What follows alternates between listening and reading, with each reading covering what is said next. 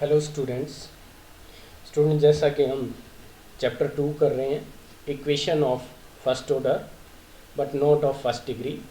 तो last video में हमने एक्सरसाइज 2.1 की, जिसमें हम कह रहे थे इक्वेशन सोल्वेबल फॉर पी।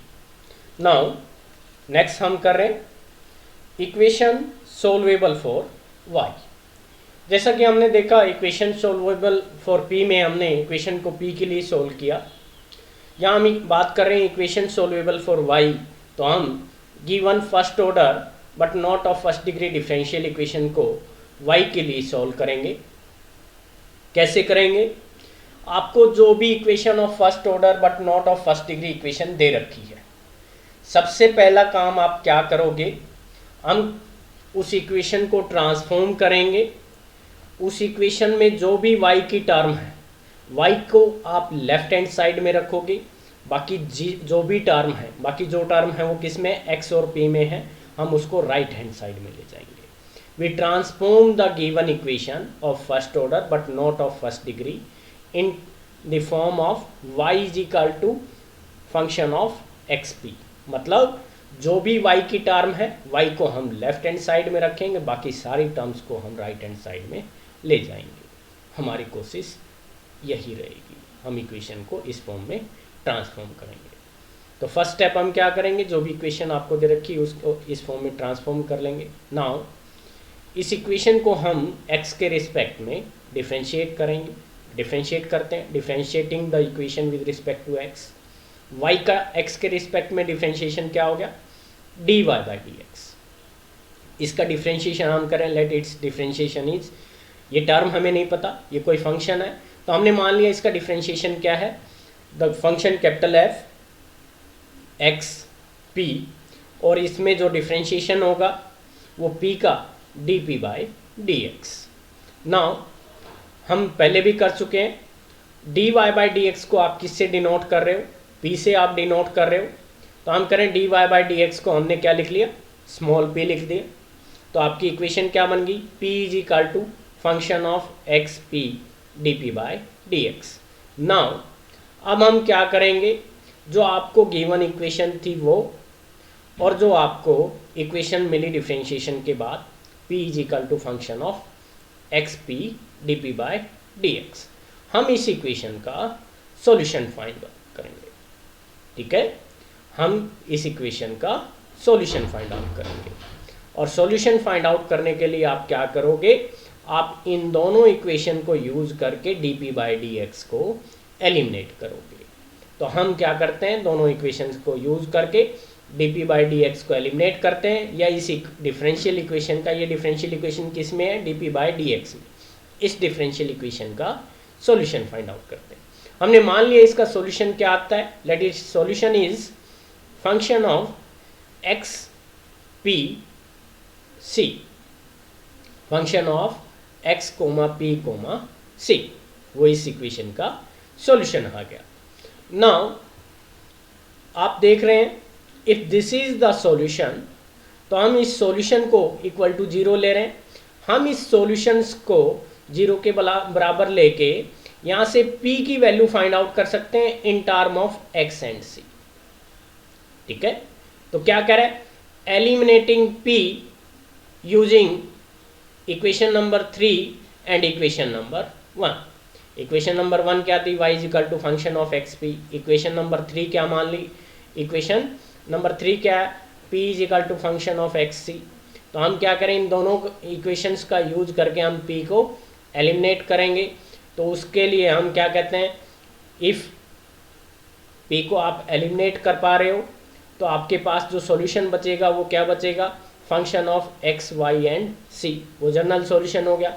अगर हम p को एलिमिनेट नहीं कर पा रहे हैं, तो इक्वेशन क्या बचेगी, either x is equal to function of p c और y is equal to function of p c. तो हम क्या कहेंगे, these two relation together give the general solution. या तो आप p को एलिमिनेट कर पा रहे हो तो आपको जनरल सॉल्यूशन मिल ही जाएगा, अगर आप p को एलिमिनेट नहीं कर पा रहे हो तो हम इनको इसी फॉर्म में छोड़ देंगे, x is equal to function of p c, y is equal to function of p c, और नीचे क्या लिख देंगे, these two relation together give the complete solution. तो एक्सरसाइज में आपको दोनों तरह की इक्वेशन मिलेंगी, किसी में आप पी को एलिमिनेट कर पाओगे, किसी में नहीं कर पाओगे। जहाँ पी को आप एलिमिनेट कर पाओगे वहाँ आपको जनरल सॉल्यूशन मिल जाएगा, जहाँ आप नहीं कर पाओगे वहाँ आप इसी फॉर्म में उसको छोड़ दोगे। हम दोनों के ही एग्जाम्पल देखेंगे। लाइक फर्स्ट एग्जाम्पल आपको दे रखा है, ऑलरेडी आपको जिस फॉर्म में चाहिए उसी फॉर्म में आपको इक्वेशन दे रखी है। कह रहा है solve the differential equation y is equal to 2px plus p raise to power 4 x square. मैं आपको कह रहा था अगर आपको इक्वेशन इस फॉर्म में नहीं दे रखी है तो आप सबसे पहले इक्वेशन को ट्रांसफॉर्म करोगे, y is equal to function of p comma x। ये इक्वेशन आपको ऑलरेडी इसी फॉर्म में दे रखी है, y is equal to function of p comma x। Now इस इक्वेशन को डिफ्रेंशिएट करेंगे x के रिस्पेक्ट में, तो y का dy बाई डी एक्स, बाकी 2px का u इंटू वी से हम डिफ्रेंशिएट करेंगे, x का 1 2p 2x as it is, p का dp बाई डी एक्स, ऐसे ही u इंटू वी से यहाँ करेंगे, x स्क्वेयर का 2x p raise to power 4 as it is, p raise to power 4 का 4p क्यूब और p का dp by d x x square as it is. ये आपको इक्वेशन मिल गई। हम इस इक्वेशन में हमने थर्ड स्टेप क्या किया था, d y by d x को p से रिप्लेस कर देंगे, d y by d x को p से रिप्लेस कर दिया।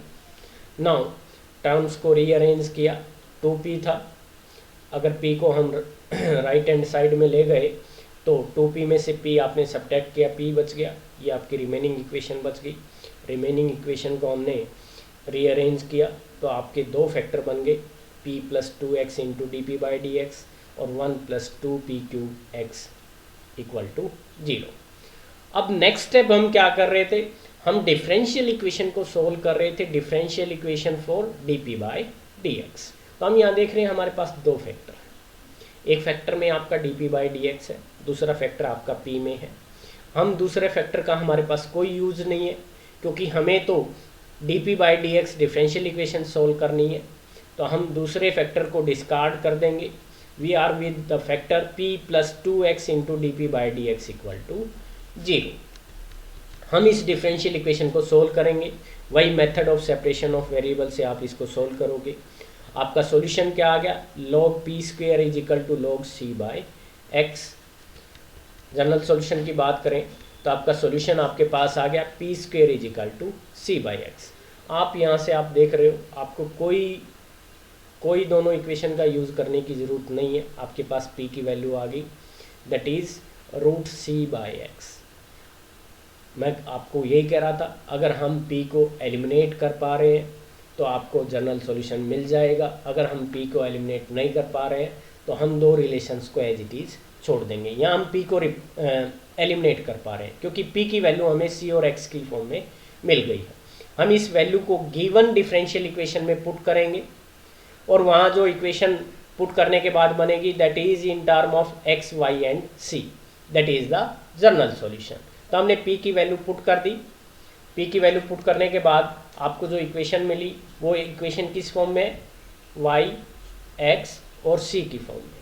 तो हम कहेंगे this is the required general solution. अगर आप p को यहाँ से लाइक इन दिस क्वेश्चन आप p को एलिमिनेट कर पा रहे हो तो आपको जनरल सॉल्यूशन मिल रहा है। अगर आप p को एलिमिनेट नहीं कर पा रहे हो तो हम उसको एज इट इज़ दो सॉल्यूशंस की फॉर्म में छोड़ देंगे और हम क्या कहेंगे, the general solution will be found with the help of these two solution. तो ये तो ऐसा क्वेश्चन था जिसमें हम p को एलिमिनेट कर पा रहे थे। अब मैं कोई ऐसा एग्जांपल देख रहा हूँ जिसमें हम p को एलिमिनेट नहीं कर पा रहे हैं।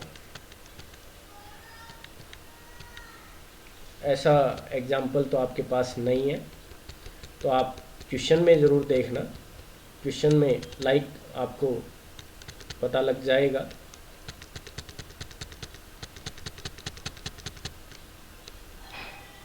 लाइक अगर फर्स्ट क्वेश्चन को ही आप देख रहे हो तो फर्स्ट क्वेश्चन से ही आपको दो सॉल्यूशन मिल रहे हैं, मीन्स हम p को एलिमिनेट नहीं कर पा रहे। तो आप एक बार एक्सरसाइज सोल्व करके देखोगे और जो भी आपकी प्रॉब्लम है वो आप मेरे को पोस्ट करोगे।